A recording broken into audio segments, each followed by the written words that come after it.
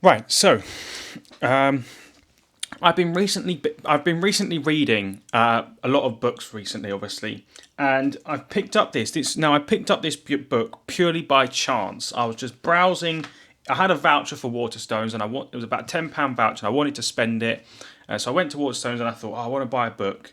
There's a couple of books that I wanted, but they didn't actually have it in. Anyway, I actually stumbled across this book. Now it's called Think and Grow Rich, and I haven't actually finished reading it yet, but I wanted to make a video because this book is essentially the Bible of the modern era. It was actually written in about 1937. It was written by someone called Napoleon Hill, and he was commissioned by Carnegie, who is the largest steel industrialist of that time in America. And he actually interviewed over 500 of the richest people in America at the time. So you had like Henry Ford, Roosevelt. Who else did he say? Multiple leaders and things like that. Anyway, the point is, you need to read this book to become, to level up your life, to level up your. So everyone desires of being rich, right? But that's a desire, okay? What you need to do is to actually think and grow rich, as the book says, and to use certain principles, as the book demonstrates, into actually making this a reality, okay? The difference between someone who is rich and poor is not the fact that they both wanted to become rich, it's the difference of whether one did it or not, okay? The person who's rich actually achieved it, so how do you actually achieve it?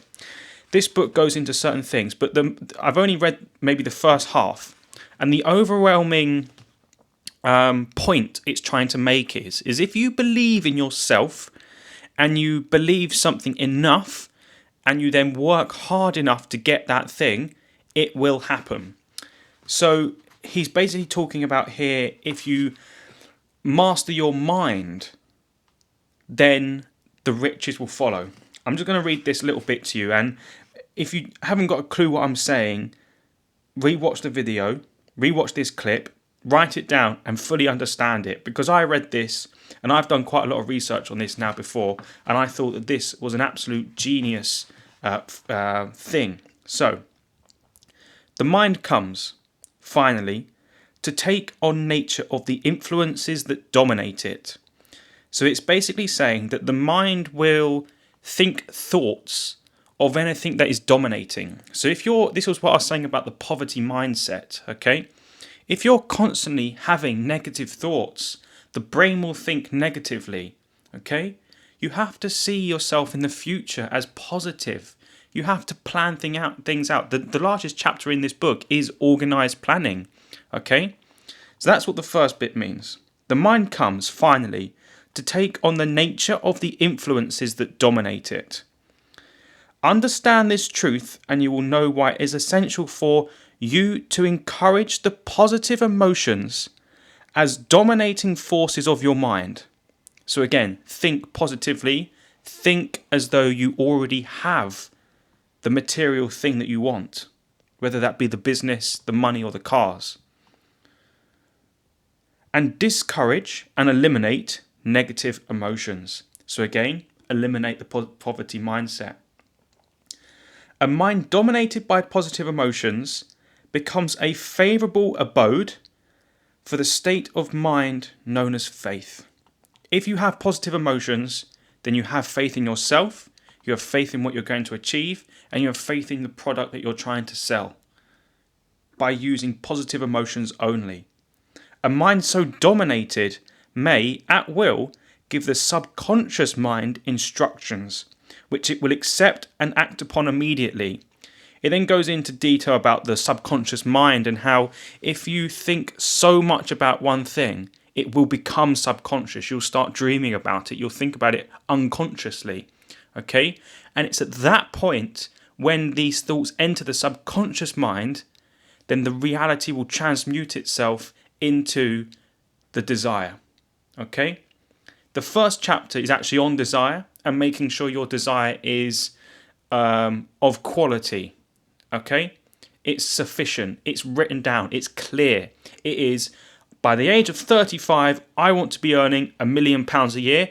This is how I'm going to do it, by doing this, this and this. This will be my sources of income. I'll get this much per year from this thing. I'll get this much per year from this thing. I'll be living here. I'll be with this person. Everything to the detail has to be written down. And again, this is what I've been explaining in previous videos.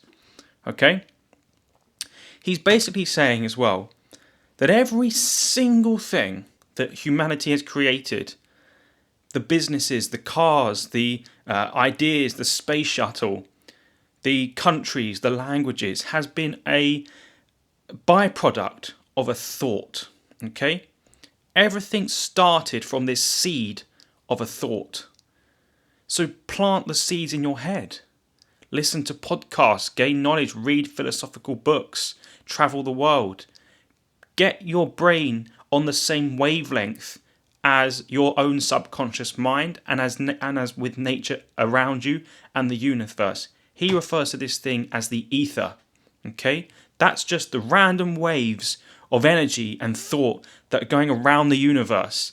You need to tune your brain into being able to capture these thoughts, bring them to you, bring them to your conscious mind, so you can act upon them in reality and bring the riches that you deserve. Okay? Everything to do with this is the mindset. Okay? Very few people, apart from those that obviously were born into wealth, everyone who is a first generation billionaire or millionaire has got one thing in common. And that is the same mindset. Okay? That's the overarching principle of this Think and Grow Rich. Have the mindset of a millionaire. Okay? If you want to know in more detail what this mindset is, my next video will be about going through this book called Building a Millionaire Mindset by John Wimberly. Okay? This is a very philosophical subject, and it's a very take what you want to, okay? This is something I believe in, obviously something that he believes in, and to be fair, he's quite reputable considering he's interviewed the top 500 millionaires of the time, and his billionaires or millionaires were people you would have heard of. So he's got people, he actually spoke to JP Morgan himself. He actually spoke to Henry Ford. He knows what he's talking about. Anyway, when I finish the book, I'll do another video of what I learned in the second half of the book. But I just thought this was such an influential book. And there's another story in here. You can click off now if you want, or if you want to listen to this story, you can. It was about a man who went to the gold rush era of America, and he was digging away, and he was digging away, and he never found any gold, and he left it.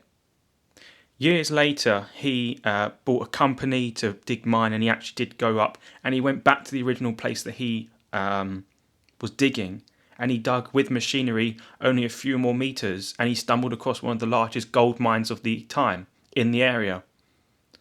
So the lesson from that is don't stop. If you've got a desire, go and get your desire until you achieve it, because you never know how far you would have been from it otherwise. If you quit at a certain point, if you quit at a failure, you may have only been that one failure away from success. See a failure as just a hurdle to get to your success. Okay? If you stop at that hurdle, if you stop at that wall, you're never going to get there. And you don't know whether that was the last wall or not. And you would be kicking yourself if it was, like he did, because it would have made his life easier and things like that. If you want to read the book, it's called Think and Grow Rich by Napoleon Hill. Extremely interesting. If you want to read another book that I actually do recommend more, is Longitude, which is available on Amazon, which is my book, which is about adventure travel, teamwork, and a bit of medicine in there as well. The first link down below is my other YouTube channel, which is also about travel and a bit of comedy. Just released our Winter Olympics special, where there's a few more fire-related incidences. Thank you so much for watching, and I'll see you next time.